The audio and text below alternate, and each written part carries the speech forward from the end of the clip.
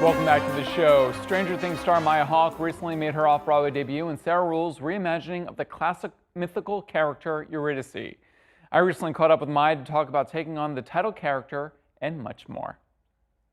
This is your big off-Broadway debut. Big off-Broadway Big off-Broadway debut. You know, you come from an entertainment family background.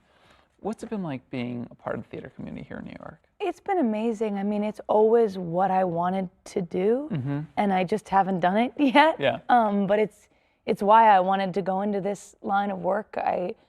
When I was a kid, my dad was doing a production of Ethan Hawke. Yes, A Winter's Tale, and I came to watch a dress rehearsal, and then they were going to do another one that evening, and my dad was like, "You want to go home?" And I was like, "No, I want to watch it again." And I think that was like the moment where I realized that this was something that I wanted to do with my life. Yeah.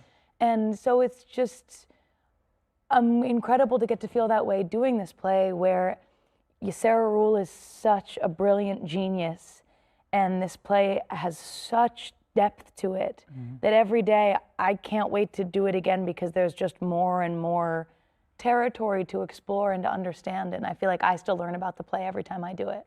Set the scene for Eurydice. I mean, we get that story, or we get her as a character in Hadestown for those who are familiar with that show. But of course, set the scene for this adaptation of Eurydice. Well, I guess in some ways, maybe Sarah will kill me for saying this, but it's kind of like Eurydice's Adventures in Wonderland or Eurydice Through the Looking Glass. Like it has these.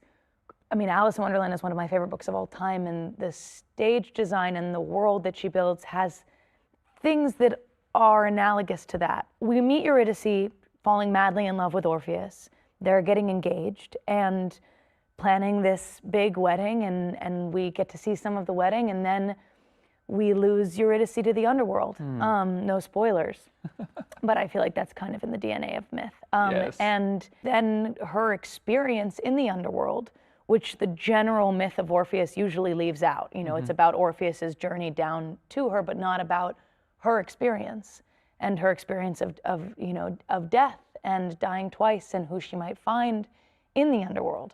And so I guess that's setting the scene. Did I do it? You've said it. Okay, cool. You come, as I mentioned, from an entertainment background in terms of your family. Your father, who's been on the show many times, Ethan Hawke, also has done the classics. With tackling a play for the first time in the New York theater scene, you know, any advice your father shared with you about going on this journey for the first time?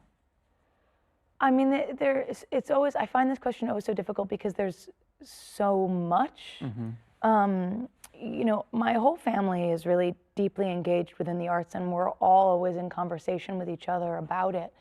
But I guess I think is like the best advice is to trust the play.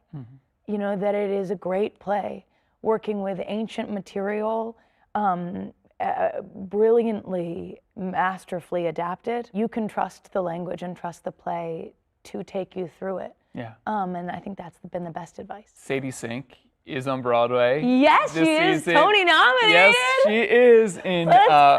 John Proctor is the villain. Your Stranger Things co-star. Have you seen? Of course. Isn't it amazing? I went to go see it as soon as I possibly could. It's extraordinary. She is amazing. I mean, the entire cast and production comes together so beautifully. I cannot recommend people more highly to go see that show. Did you know that play? I mean, only through her.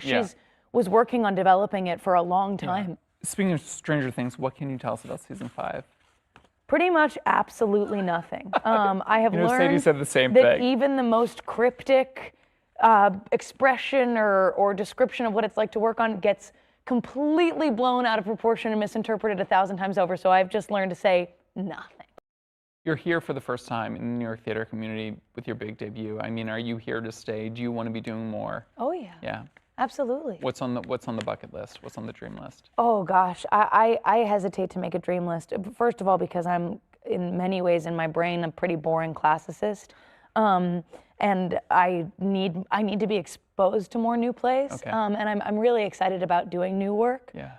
It's wonderful to do a revival, but I guess the next thing on my bucket list is to do a new play. I love it. Well, keep coming back. My congratulations. Thank you so much. Thank you for coming in. Thank you for having me.